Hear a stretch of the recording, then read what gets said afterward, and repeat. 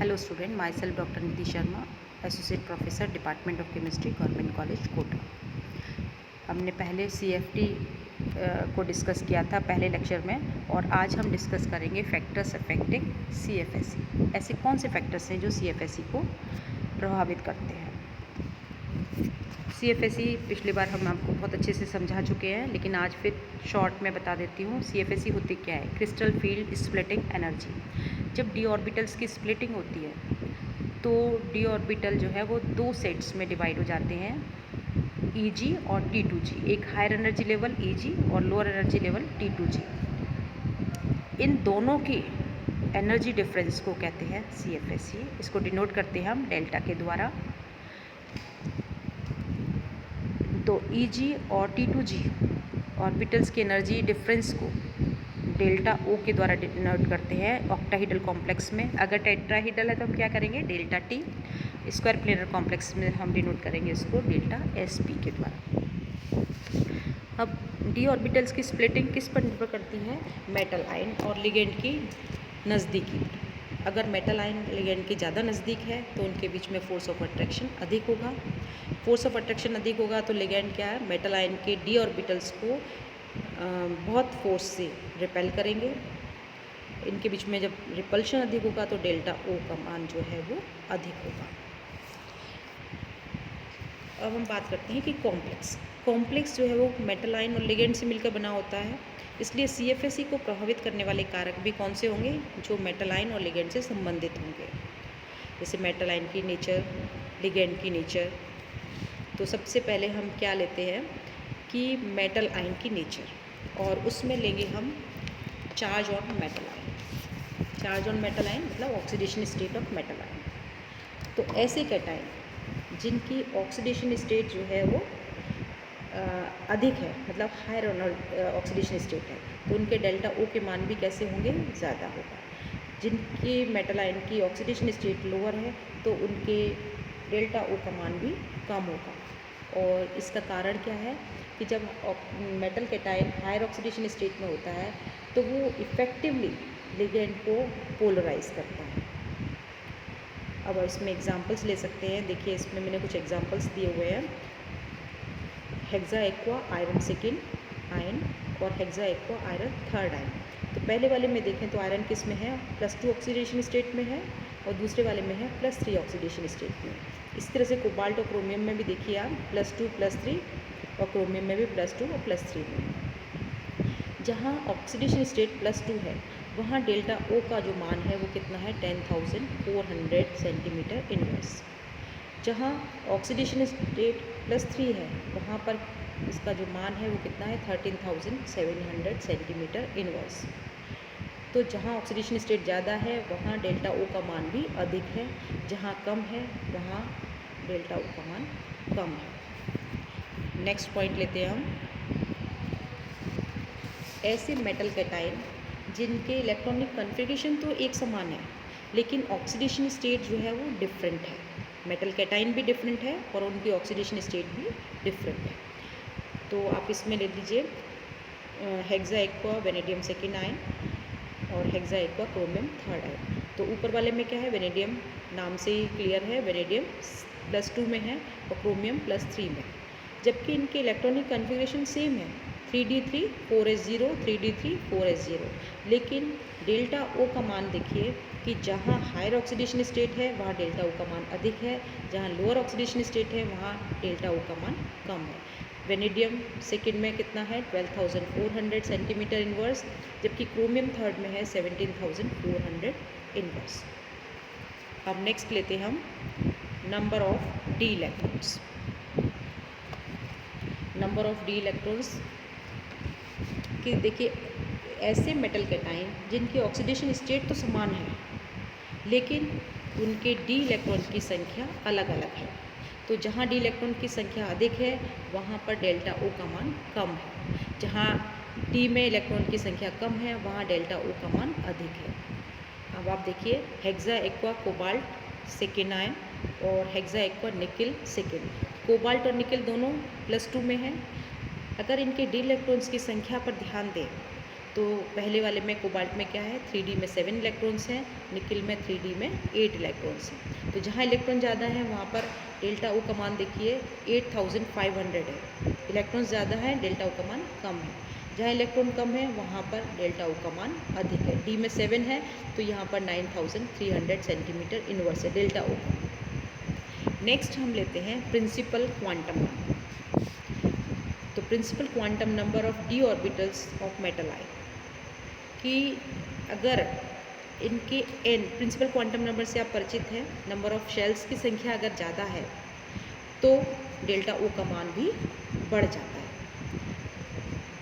तो इसमें अगर देखें आप एग्जांपल कि हेक्साएमीन कोबाल्ट थर्ड आयन और हेक्साएमीन रोडियम थर्ड और हेक्साएमीन इरिडियम थर्ड।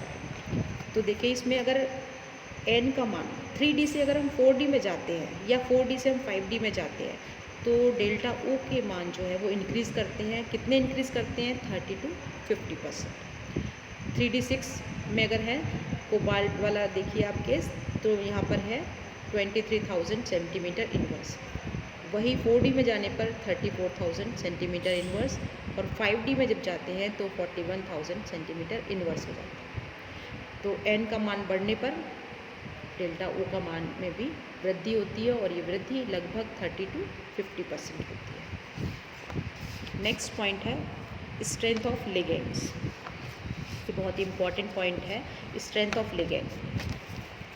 जो लिगेंड डी ऑर्बिटल में हो, डी ऑर्बिटल्स को T2G और EG ऑर्बिटल्स में अधिक अंतर से स्प्लिट करते हैं या विपाटित करते हैं, उनको हम बोलते हैं स्ट्रॉन्ग फील्ड लिगेंड। और जो कम अंतर से विपाटित करते हैं उनको हम बोलते हैं वीक फील्ड लिगेंड। पहले लेक्चर में हमने स्ट्रॉन्ग फील्ड लिगेंड और वीक फील्ड लिगेंड के बारे में बात की थी, इनको कैसे पहचानते हैं ये भी बताया था आपको। तो लिगेंड की जो स्प्लिटिंग पावर है उसको इंक्रीजिंग ऑर्डर में लिखे जाने वाली जो सीरीज़ है उसे हम बोलते हैं स्पेक्ट्रोकेमिकल सीरीज़, या हम कहें कि लिगेंड की दुर्बलता से प्रबलता की ओर जाने वाली श्रेणी जो है वो क्या है? Spectrochemical series. यहाँ देखिए iodide minus, bromide minus, chloride minus, ये हमने सब दिए हुए हैं कि वीक फील्ड लिगेंड से लेके स्ट्रॉन्ग फील्ड लिगेंड तक। देखिए यहाँ पर strong field ligand CN minus, CO carbonyl, इनकी जो लिगेंड की दुर्बलता है, दुर्बलता से प्रबलता की तरफ। वीक फील्ड लिगेंड से हम कहाँ जा रहे हैं? स्ट्रॉन्ग फील्ड लिगेंड की तरफ। अब हम देखते हैं कि स्ट्रॉन्ग जो फील्ड लिगेंड होते हैं उनके डेल्टा ओ का मान भी कैसा होता है? अधिक होता है। तो जो वीक फील्ड लिगेंड होते हैं उनके डेल्टा ओ का मान कम होता है। अब इसमें देख लीजिए आप, एक डायग्राम हमने बनाया हुआ है, डी ऑर्बिटल्स हैं। एक साइड में अगर आप देखें राइट हैंड साइड में क्या है? D orbital in presence of strong field ligand. Splitting जो हो रही है वो एक किसके प्रेजेंस में हो रही है? Strong field ligand. अमोनिया हो सकता है, साइनाइड हो सकता है इसमें।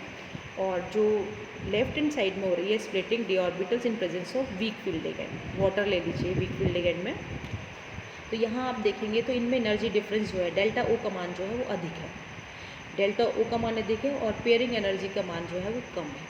तो यहाँ पर जब भी strong field ligand metal cation के डी ऑर्बिटल के संपर्क में आएगा तो क्या होगा? पेयरिंग हो जाएगी और पेयरिंग हो जाएगी और डेल्टा ओ का मान जो है वो पेयरिंग एनर्जी से अधिक है, इसलिए पेयरिंग हो जाएगी यहाँ। और इसके अपोजिट अगर देखें हम तो जो वीक फील्ड लिगेंड है जब मेटल कैटायन के डी ऑर्बिटल के संपर्क में आएगा तो क्या होगा? इसमें पेयरिंग नहीं होगी क्योंकि पेयरिंग एनर्जी ज़्यादा है और डेल्टा ओ का मान कम है। तो ये क्या करेगा? पेयरिंग न करके वो EG ऑर्बिटल में चला जाएगा नेक्स्ट इलेक्ट्रॉन। अगर 3 के बाद में चौथा इलेक्ट्रॉन आता है तो वो पेयरिंग नहीं करेगा, वो कहाँ जाएगा? ऊपर चला जाएगा। नेक्स्ट पॉइंट है size of ligand. Size of ligand, smaller ligands are able to come more closer to the metal ion.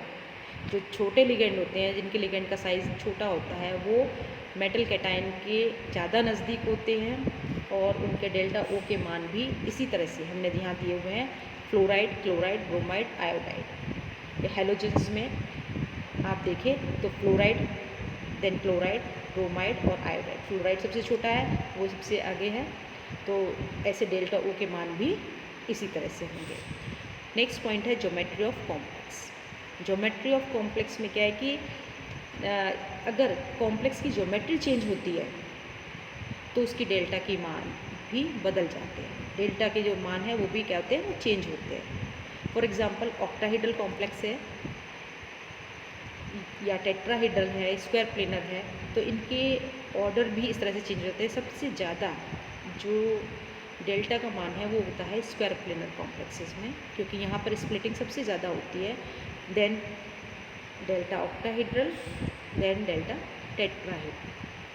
अगर हम इसको ऑक्टाहेड्रल के रेस्पेक्ट में देखें तो 1.3 डेल ओ स्क्वायर प्लेनर का, ऑक्टाहेड्रल का है ये डेल्टा ओ, और टेट्राहेड्रल का जो है वो कितना हो जाता है 0.45 डेल्टा ओ।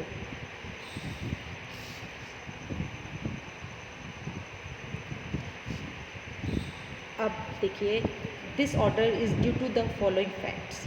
ये क्यों होता है, इसका कारण क्या है? ऑक्टाहेड्रल कॉम्प्लेक्सेस में देखिए 6 लिगेंड्स होते हैं, 6 लिगेंड्स इन्वॉल्व होते हैं ऑक्टाहेड्रल में, जबकि टेट्राहेड्रल में कितने होते हैं, 4 लिगेंड्स ही इन्वॉल्व होते हैं। तो ऑक्टाहेड्रल कॉम्प्लेक्सेस में एक बात और होती है कि जो लिगेंड अप्रोच करते हैं वो exactly in the direction of d x square y square and d z square orbitals, क्योंकि वो एक्स वाई जेड एक्सिस की और वो करते हैं, इंटरेक्ट करते हैं। जहाँ पर कौन से ऑर्बिटल्स होते हैं, along the axis. Along the axis कौन कौन से होंगे, d x square y square and d z square. तो इनको ऑर्बिटल्स को ज़्यादा रिपेल करते हैं ऑक्टाहेड्रल में, लिगेंड्स जो हैं वो ज़्यादा रिपेल करेंगे तो इनकी एनर्जी ज़्यादा हो जाती है।